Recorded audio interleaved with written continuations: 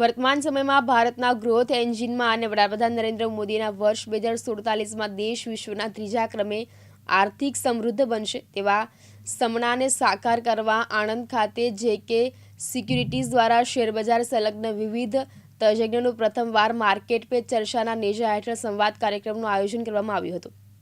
ભારતના વિકસતા આર્થિક લેન્ડસ્કેપમાં મૂલ્યવાન આંતરરાષ્ટ્રીય પ્રદાન કરી અને ભાવિ વૃદ્ધિની સંભાવનાઓ સુધી ભવિષ્યમાં ગ્રાહક દ્વારા કેવી રીતે રોકાણોનું આયોજન થાય અને વધારેમાં વધારે આવક પ્રાપ્ત થાય તેની ચર્ચા હાથ ધરવામાં આવી હતી।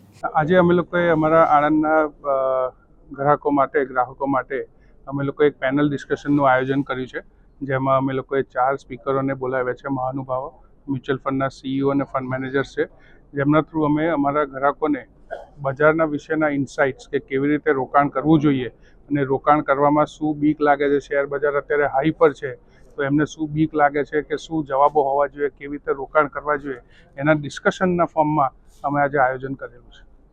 આ પેનલમાં કોણ કોણ હાજર રહેવાનું છે? આ પેનલમાં નાનોલિયા સિક્યોરિટીઝ નાનોલિયા એડવાઇઝરીના ચેરમેન છે કૃષ્ણા નાનોલિયાજી, વાઇટોક મ્યુચ્યુઅલ ફંડના CEO છે આશીષ સોમૈયાજી, ICICI મ્યુચ્યુઅલ ફંડમાંથી Sandeep Sandasani senior fund manager છે અને HDFC મ્યુચ્યુઅલ ફંડના senior fund manager Gopal Agrawal ji છે। તમને આ આયોજન કરવાની જરૂરિયાત હતી? તમને કેવું લાગ્યું?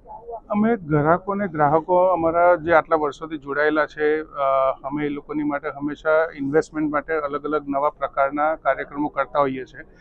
આ પેનલ ડિસ્કશનનું ફોર્મ એટલે રાખ્યું છે જેથી ગ્રાહકોને એકચ્યુઅલ કન્વર્ઝેશનની સ્ટાઇલમાં ટેકનિકલ ના લાગે અને એકચ્યુઅલ ઇન્વેસ્ટમેન્ટ સ્ટાઇલનું સમજણ પડે, એની માટે ક્વેશ્ચન આન્સર સેશનની જેમ પેનલ ડિસ્કશનનું ફોર્મેટનું આયોજન કર્યું છે।